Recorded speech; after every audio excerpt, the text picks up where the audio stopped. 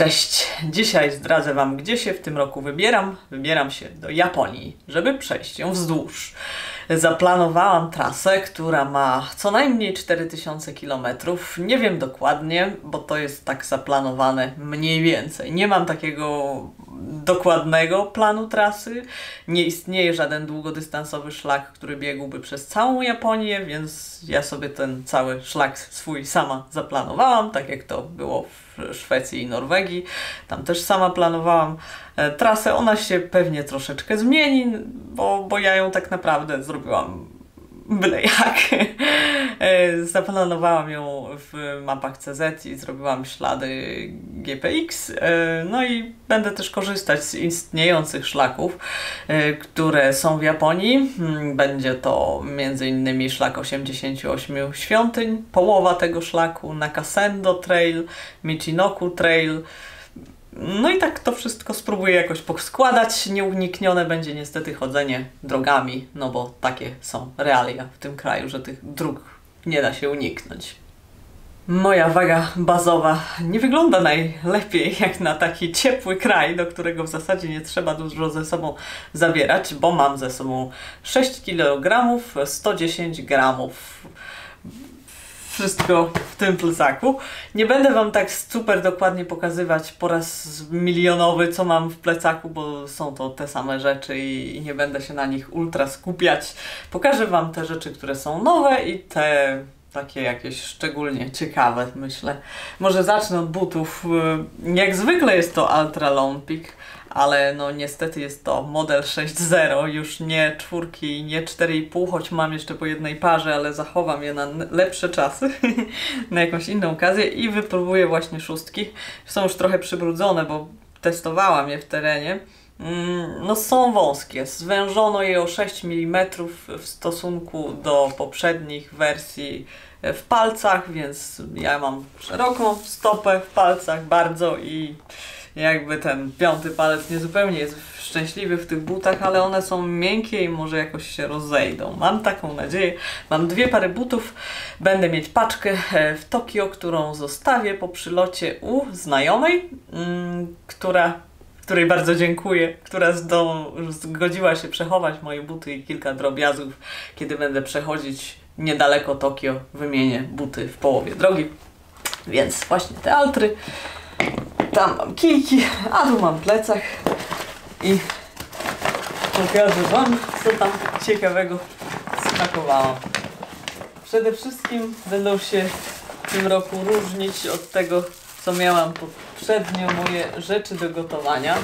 Jak oglądaliście filmy z Norwegii, to zauważyliście, że bardzo teraz lubię gotować i po prostu chciałabym sobie coś dobrego gotować, chciałabym móc sobie coś usmażyć i dlatego zabieram ze sobą oprócz garnka także patelnię ultralekką tytanową, zresztą japońską, zarówno garnek jak i patelnia to są naczynia Evernew, a więc mojej ulubionej japońskiej firmy, także to właśnie będzie mi służyło, a oprócz tego mam inny niż zwykle palnik, jeszcze mam drewnianą szpatułkę do mieszania i mam też taki kawałek gąbki, który waży 1 gram i który pomoże mi tą patelnię od czasu do czasu wyszorować w jakiejś publicznej toalecie. Taki jest plan radzenia sobie z nią.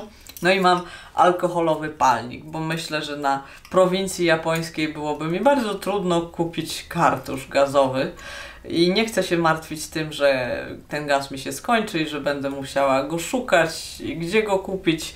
Więc mam palnik alkoholowy. Alkohol planuję zdobywać w aptekach. Tak czytałam, że jest to tam dosyć łatwe do zdobycia, więc taki jest plan. No i tam słoik na masło, bo wiadomo, będę smarować. I do alkoholowego palnika mam osłonkę aluminiową od wiatru, którą zrobiłam sama z foremki na ciasto, więc taki właśnie mam nowy zestaw. Nie do końca nowy, bo garnek jest po prostu antyczny, mam go od bardzo, bardzo wielu lat, był ze mną na wszystkich moich długich dystansach. Zestaw przeciwdeszczowy. Trudno mi było się zdecydować, co zabrać do tak bardzo deszczowego kraju. W Japonii będzie, myślę, lało bardziej niż w Norwegii, bardziej niż w Nowej Zelandii, więc mam coś ciekawego. Pewnie się odezwie wiele osób. Zachęcam do podzielenia się opinią w komentarzach. Co myślicie o tym, że zabieram ze sobą kurtkę, która nie oddycha? Tak, to jest kurtka przeciwdeszczowa Anti-Gravity Gear, która jest zrobiona po prostu z nylonu, takiego na namioty. I posiada oczywiście coś takiego jak wywietrzniki, więc będę mogła się jakoś tam wentylować. Ale to właśnie, że jest nieoddychająca, daje mi nadzieję, że na to, że będzie wodoodporna. Jeszcze nigdy nie miałam wodoodpornej kurtki. Wszystkie membranowe kurtki mnie zawiodły. I te droższe, te bardzo drogie, i te tańsze. One wszystkie przeciekają, no bo taka jest uroda membran. Obawiam się, że sinylon też zacznie przeciekać, bo po prostu silikon nie trwa wiecznie na powierzchni nylonu. Ale no, przynajmniej przez jakiś czas może wytrzyma. Jestem bardzo ciekawa, jak to się sprawdzi. I na pewno się na ten temat wypowiem po wyprawie. To jest taka po prostu bardzo prosta kurtka, która póki jest nowa, to na pewno będzie działała. Więc cieszę się. Tu mam spodnie przeciwdeszczowe Astukas Aher Pants, które nie doszły pocztą w zeszłym roku na Norwegię i dlatego miałam inne. To są one. Miałam z ich zdobyciem kłopot. Przez 6 miesięcy ich producent mi ich nie przysyłał i dopiero po wielu ponagleniach je dostałam i właśnie dlatego było takie opóźnienie.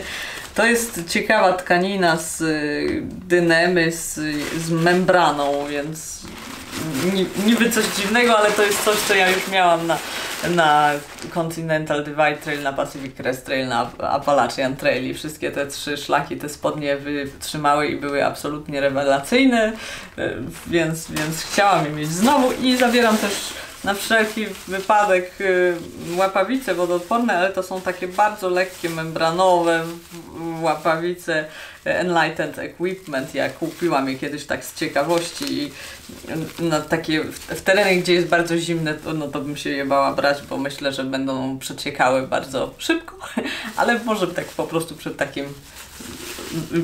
takimi ulewami będzie bardziej komfortowo, nie wiem, taka jest koncepcja. Także coś takiego. No i w ogóle nie wspomniałam o plecaku, bo przecież to jest ten sam plecak co zawsze, czyli On My Way Triple Crown, ale jest w kolorze turkusowym, jak Wam się podoba. Uważam, że jest śliczny i będzie bardzo ładnie pasował do Japonii. Mam turkusowe spodenki Arc'teryxa, które będą ładnie wyglądały z nimi i mam pustynną koszulkę Kwarka i mam też trochę więcej ubrań tam w środku. Ale są to lekkie ubrania i cienkie, bo będzie gorąco, parno i nie ma sensu brać za dużo.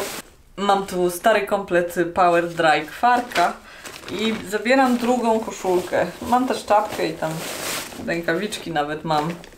Nie wiem, czy mi się przydadzą. Zabieram jeszcze taką koszulkę, którą też czasem widujecie na moich wyprawach, czyli Icebreaker Sphere. Chcę po prostu czasem przyzwoicie wyglądać. Wiem, że 4000 km to żadna z tych 2 koszulek nie wytrzyma bez dziur, więc jak będę je nosić zamiennie, to wtedy wytrzymają. Jak będzie za dużo, to odeślę do Tokio, ale zacznę z nimi obiema. Nie, tu są te inne drobne ubrania. I mam nową kurtkę puchową Robertsa. Dlatego, że ta niebieska jest trochę za ciepła na Japonię, więc chciałam mieć trochę cieńszą, taką z kapturem, więc właśnie taka 100-gramowa, 100 gramów puchu, ona waży 322 gramy, taka bardzo klasyczna, ale ma dystansowe komory, nie jest to żaden sweter puchowy przeszywany, bo to nie ma za bardzo sensu, bo jest w tym zimno, więc taka nowa kurteczka i no, wiele tu już nie ma, no. Worki na śmieci, żeby wyłożyć plecak, elektronika, kosmetyczka z apteczką, gdzieś tu się podziewa, torba na jedzenie, Zipax jak zwykle, bardzo stary namiot, którego właściwie nie powinnam już w ogóle wnosić ze sobą, ale ale chcę, bo to jest MLD Solo Mid XL, ten sam, którego używałam w Nowej Zelandii, w Appalachach, w Szwecji i który ma dwie powłoki, w tym moskitierę z podłogą, którą można wypiąć i podwiesić pod wiatą. A ja bym bardzo chciała oczywiście unikać biwakowania i spać jak najwięcej pod wiatami, a wiem, że w Japonii jest bardzo dużo komarów latem. I po prostu będę chciała się w tej moskitierze schować, dlatego ten namiot jedzie. On ma bardzo dziurawą podłogę, więc mam nowe polikrajo, takie bardzo duże, sobie wykroiłam, wystające trochę ponad podłogę namiotu, więc coś to pomoże, ale wiem, że będzie mi podłoga przeciekać, jakby wiem o tym i zgadzam się na to. Materac Thermarest New X-Lite i śpiwór, też ten stary śpiwór Robertsa, 300 gramów puchu, 325, który też miałam już i w Chorwacji, i w Appalachach, i jeszcze chyba gdzieś, a w Nowej Zelandii też właśnie, on był na Nową Zelandię zrobiony, czyli tak jak zwykle taśmy mocujące z tyłu i brak puchu w plecach, mniejsza ilość puchu w plecach. Komory kasetonowe, jest ich bardzo dużo i dlatego ten śpiwór ma taką, takie dobre rozmieszczenie puchu i jest po prostu przyjemnie ciepły, bo spodziewam się, że czasami będzie chłodno. No i butelki na wodę i jakieś tam drobiazgi, które mam zawsze. Wszystko, co zabieram, jest umieszczone na liście sprzętowej, dlatego ja tak dokładnie nie będę opowiadać już. Możecie sobie przeczytać na blogu wszystko, co do grama, ile co waży i przestudiować to dogłębnie. Na blogu też znajdziecie trochę informacji bardziej szczegółowych o tym, jak wygląda moja trasa. Oczywiście będzie filmowana. Zabieram nowy aparat, który kupiłam dzięki wsparciu patronów, czyli znowu Sony RX107 i nim będę tworzyć nowe odcinki w czasie mojej nieobecności. Też będą publikowane odcinki, nie martwcie się, nie zostawię was zupełnie samych. Zmontowałam masę filmów, masę może nie, ale ile się dało, ile byłam w stanie. Pracowałam ostatnio nad tymi filmami 8 godzin dziennie, codziennie przez kilka tygodni, więc po prostu są i będą się automatycznie publikowały. Jeżeli chcecie wesprzeć moją wyprawę i powstawanie nowych filmów, zajrzyjcie na mój profil na Patronite, tam możecie dołączyć do grona patronów i wesprzeć jakąś kwotą moją działalność. No i będzie oczywiście relacja na bieżąco na Instagramie znowu, także będę się starać codziennie tam coś wrzucić, więc jeżeli jesteście użytkownikami Instagrama, to będziecie mogli śledzić moje postępy na bieżąco. No to jak zwykle proszę was, żebyście trzymali kciuki, bardzo mi się to przyda, bo to będzie coś trudnego i nowego i duże wyzwanie. Trochę jestem pełna obaw, jak to się wszystko ułoży. Mam nadzieję, że dobrze. Do zobaczenia w Japonii i na następnym filmie. Cześć!